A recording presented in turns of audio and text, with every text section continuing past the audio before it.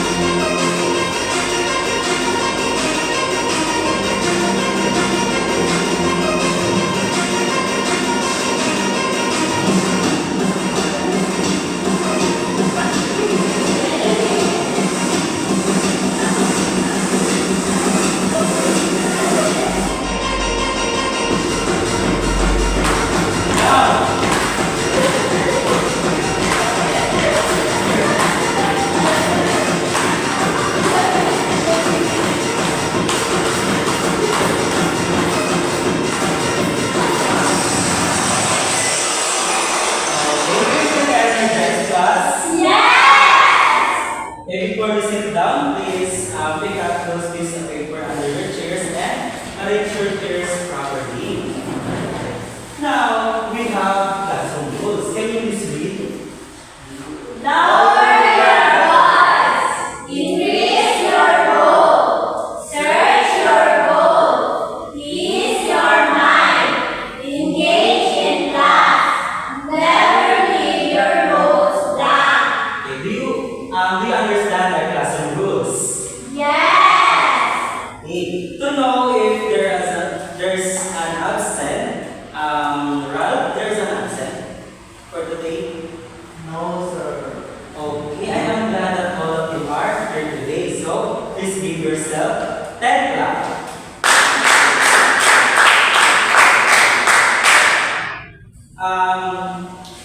Last meeting, I gave you an assignment. Can you please pass it forward?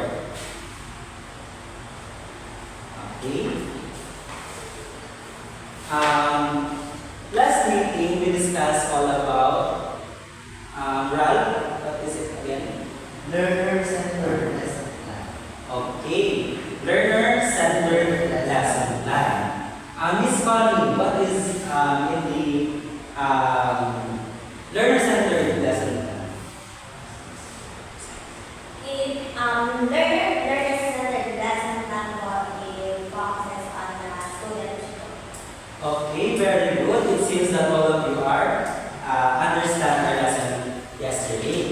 Now, we prepared here an activity. Do you want an activity, class? Yes! Okay, our activity is called the Teacher's Blueprint. Can you please read?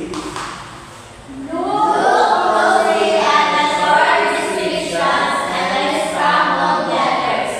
Fill in the blanks to complete the name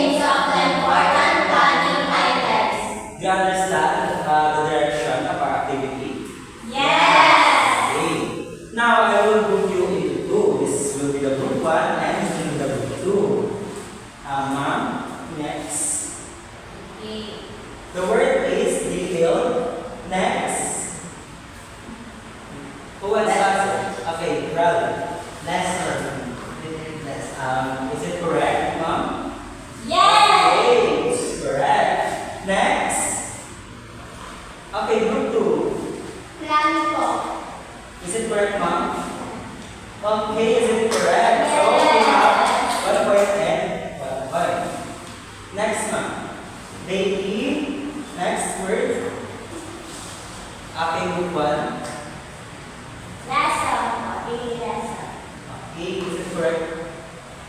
Okay, is it correct? Next. Group 2. Land. Is it correct? Okay, is it correct? Now you have the same points. So please give yourselves a Jollibee clap. Do you know what is Jollibee clap? No. Okay, it goes like this. 1, 2, 3. 1, 2, 3. We did it. We did it. Hooray! 1, 2, 3, go.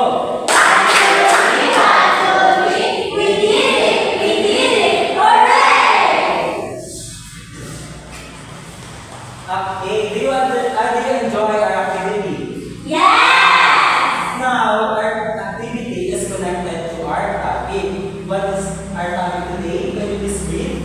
Detailed lesson plan and daily lesson plan. Okay, detailed lesson plan and detailed lesson lab. Daily lesson lab. Now, please read our objectives. At the end of the lesson, the students will be able to identify the detailed lesson plan and the daily lesson lab by identifying their purpose, structure, and time frame. Appreciate the lesson planning by participating actively and respectfully during discussions and group activities.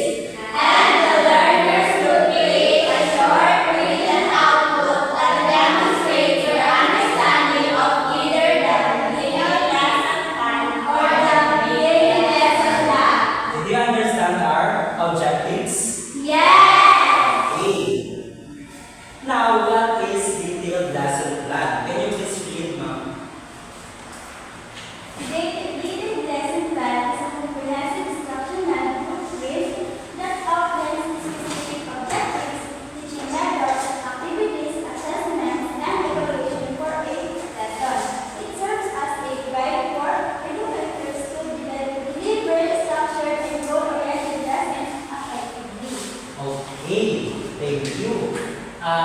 Detailed lesson plan, it means it is a comprehensive instructional blueprint for teachers or for the educators to make them know how to teach or to deliver the lesson properly and effectively by specific outlines. For example, is yung objectives, teaching methods, activities, assessments, and evaluations for a lesson. Next, do you understand what is detailed lesson plan? Yes! Okay. Next is why is lesson planning is important? Can you please read?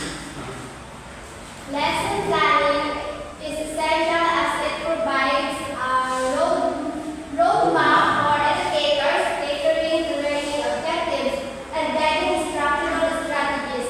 Effective plans ensure that all necessary topics are covered systematically, fostering student engagement and achievement. Okay, thank you. So, why is it important nga ba? Because lesson planning is essential for educators and for the teachers because it serves as a guide for them to how to deliver or to discuss the lesson properly and effectively. It also the effective plans ensure that all necessary topics are covered systematically, fostering students' engagement and achievements. Do you understand why is the lesson planning is important? Yes! Okay, next. Understanding educators' needs. Can you please read, Ma'am? Educators require structured planning to address diverse learning styles, curriculum standards, and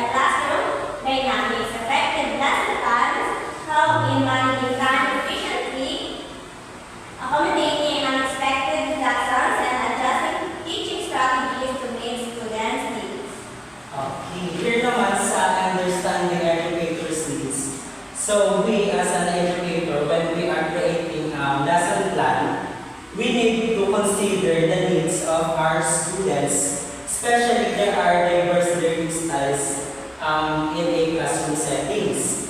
Also, the curriculum standards and classroom dynamics. So, to make it effective, we know the learning styles ng mga students natin so that they are learned in our discussion and the whole discussion. Next. Key characteristics between DLP and DLS. DLP, what is DLP again? Detailed lesson plan. DLL. Daily lesson plan. Okay. There is key characteristics between the two. First one is the structure and format. So, detailed lesson plan typically follows structured template, including yung objectives, materials, and also the procedures and assessment of the lesson. While yung daily lesson plan naman are more fluid, capturing daily activities. It means when you say the daily lesson plan, it is daily activity, not like the detailed lesson plan. That detailed lesson plan can last in few days bago siya matapos yung lesson. Next is purpose and usage. Can you please read that?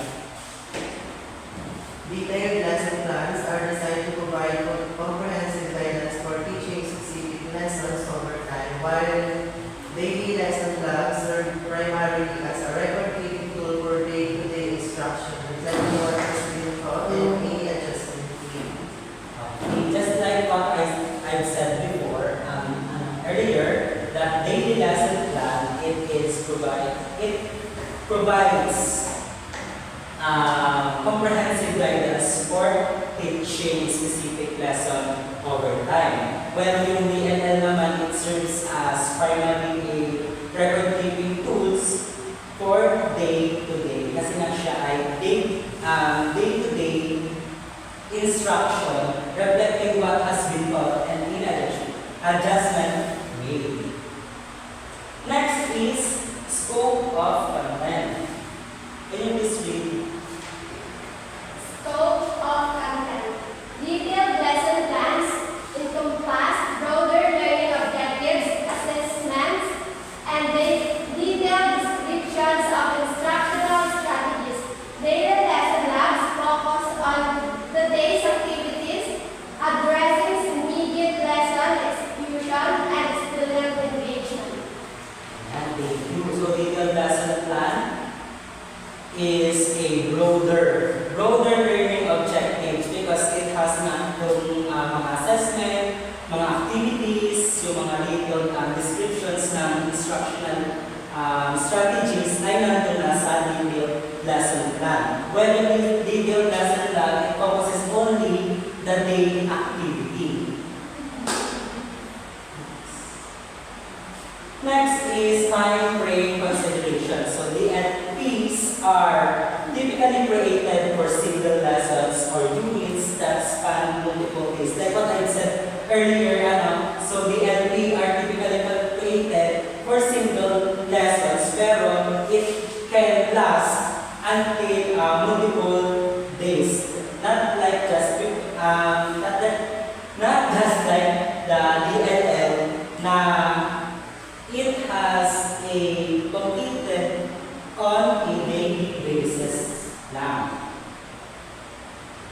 Next is the daily lesson lab that we'll discuss by Ma'am. Okay, again, good afternoon, class. Good afternoon.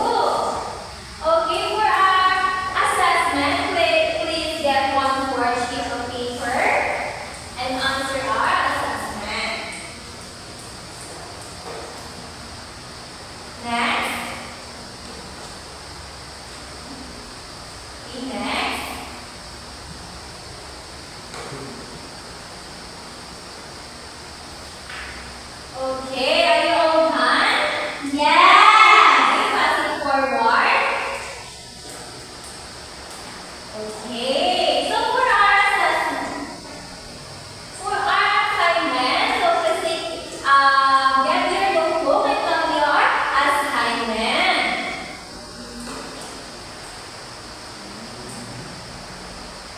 Are you all done? Yes! Okay. Please stand up. Goodbye, class.